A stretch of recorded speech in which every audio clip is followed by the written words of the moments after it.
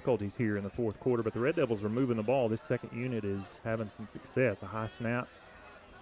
Hand off to Tate Sweden. He's got room again on the left side. Good blocking downfield by Jackson Kenigsader, and Tate Sweden throws a stiff arm, and he's going to be run out of bounds. That's a late. The 15. Yeah, late hit out of bounds. Late hit.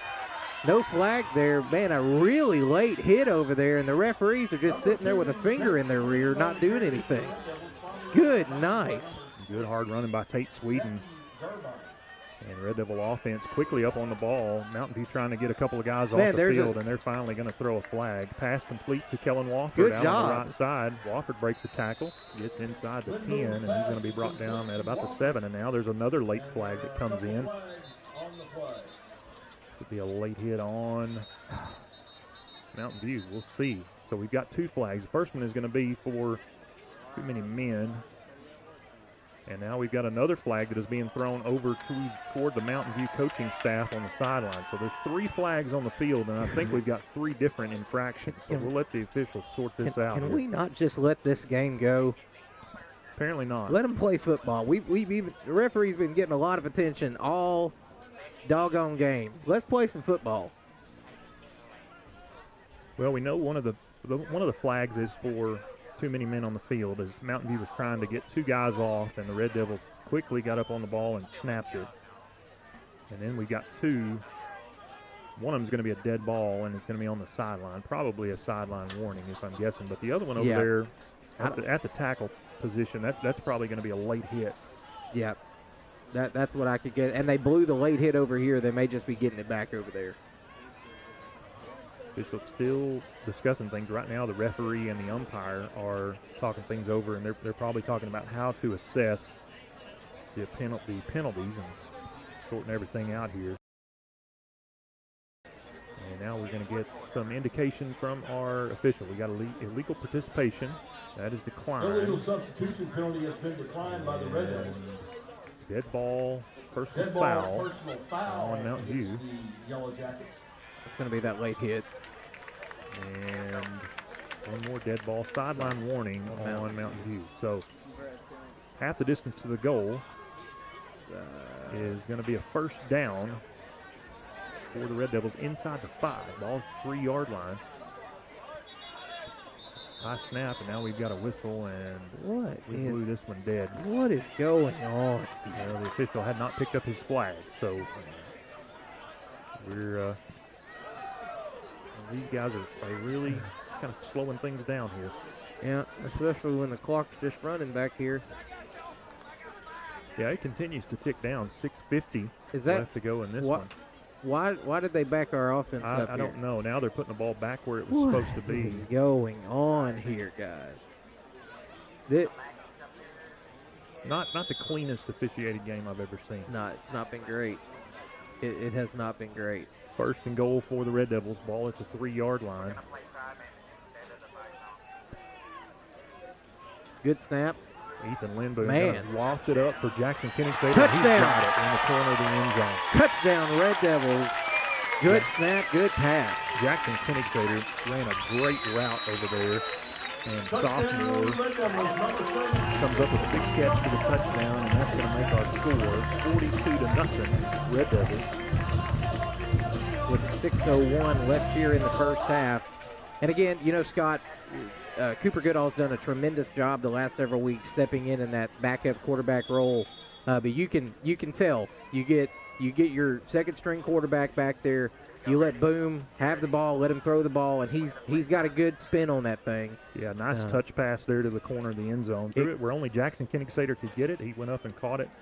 The Kenny Rivas extra point is up, and it is good, and that makes us score 43-0 with 5 minutes and 29 seconds left to go.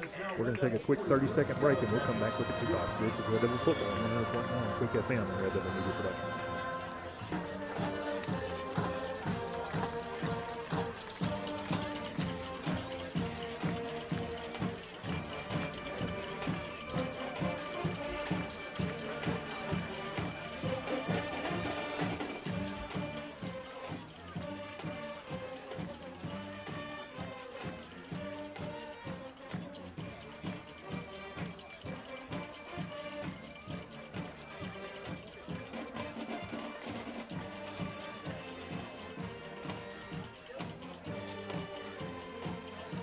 Back here in our Olathe Realty broadcast booth at Charles Stadium at Limley Field. Buying or selling your home has never been easier. Contact our friends at Olathe Realty today.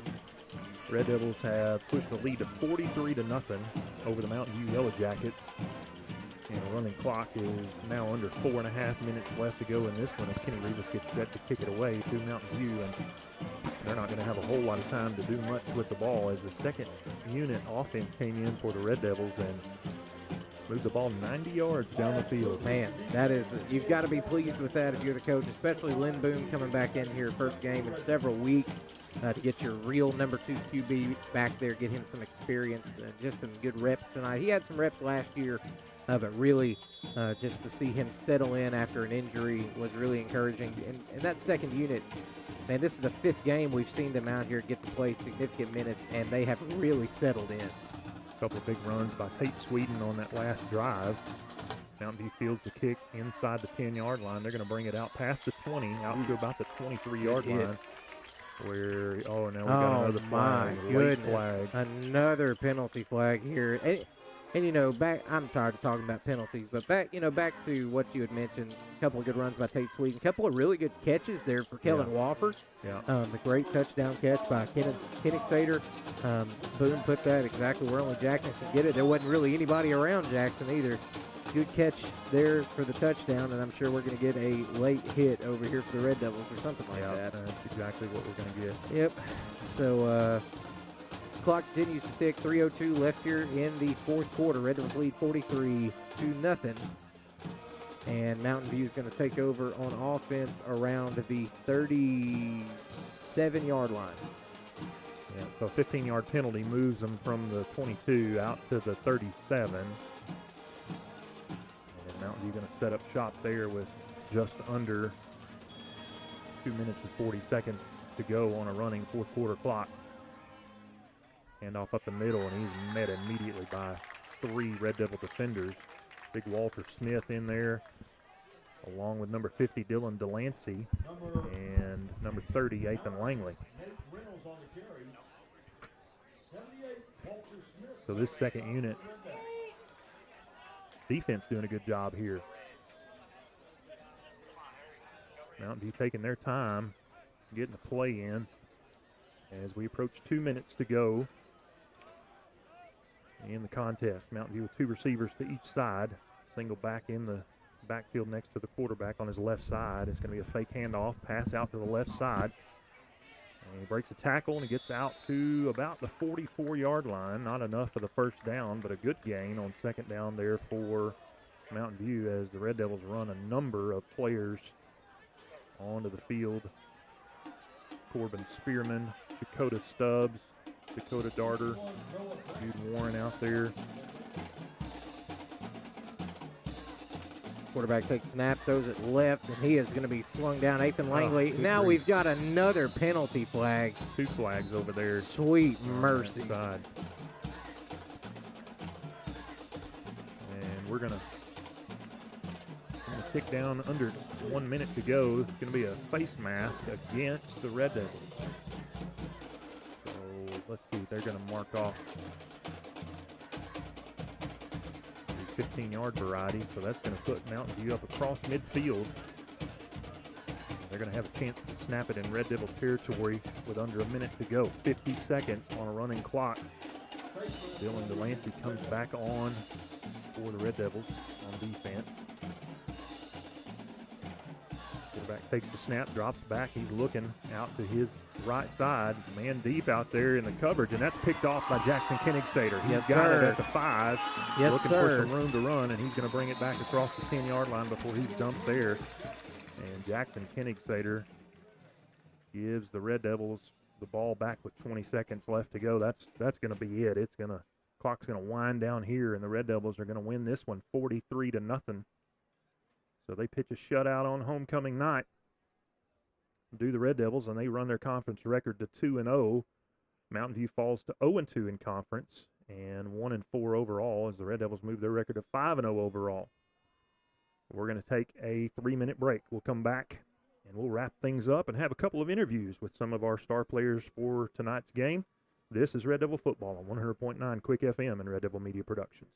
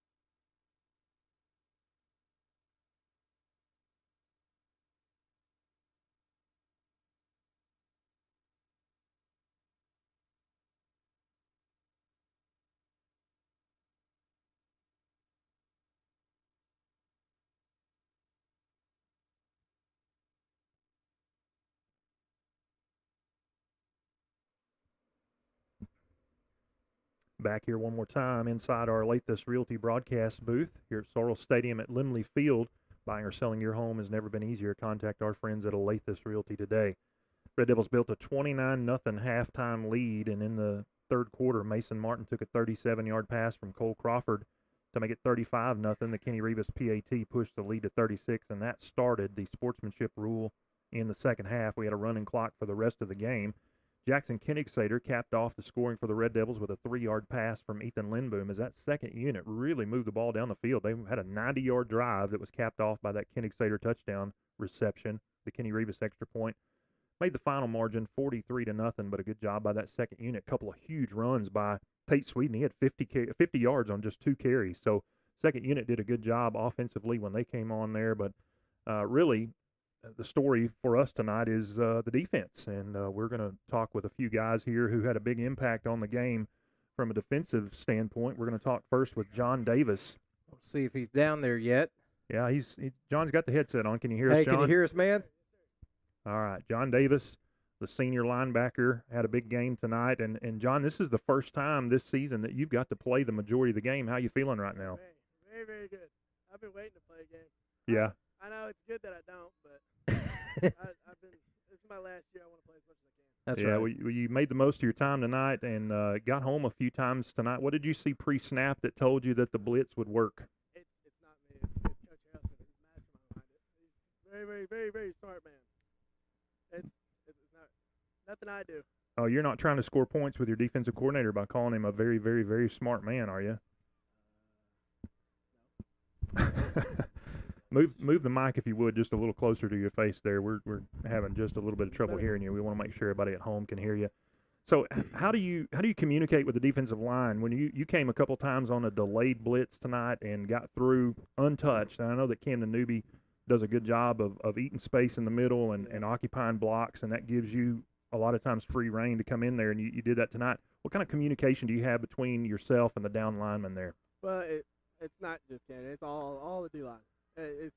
It's all a joint effort, but yeah, I talk to Dayton the most. I don't really talk to the other guys because they're always on that side. But Dayton, we always talking pre-snap, and Coach always tells us to to get talk pre-snap and communicate. That's what good teams do and all that.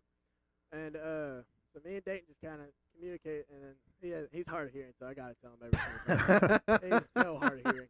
Yeah. Well, what did you see on film, maybe in prep for this week, that helped you have success on the field tonight? Well, I did know they were going to throw a lot. The throwing team, the wide receiver is really good. Their quarterback is really good too. He's a big boy. But I didn't expect myself to blitz as much because I thought they were going to have trips on my side. But their O-line, it's not the best in the world. It's not the worst, but they were good at picking up everything else. But pick up the blitzes that much. Yeah, like I said, you got home a few times tonight and really caused a lot of problems for that Mountain View offense. John Davis, thank you for taking a few minutes to talk with us. Go enjoy this victory with your team. 2-0 in the season. Got a big one next week. Good luck against Salem. Yes, sir. Thank you, guys. Thank you. Yeah, go ahead and hand that off to Camden if you would. That's John Davis, the linebacker who had an excellent game tonight. He passes the headset off to Camden Newby, the nose tackle. Hey, you got us down there, Camden? Yep, I can hear you. Oh, yeah, man. Hey, man, congratulations on a huge night. Hey, as a lineman myself, a lot of times we don't get any of the glory being down in the trench. But, man, you got after it tonight. How did it feel to get some of those big sacks? It felt very great. I mean, in my opinion, they're one of those dirty teams that, they just want to injure people. And it felt great, sacking our quarterback a couple times. So it felt really great. Yeah, hey man, they tried everything on you guys tonight, man. They were trying double teaming. I think at one point I saw them trying to triple team you. What, man? Did you just have the confidence that man, nobody they put in front of me is gonna stop me? Yeah, that's how I go into it every night. Ain't nobody can block me. That's the mentality I gotta have. Yeah, man. Hey, we could definitely see that tonight. The hard work is paying off.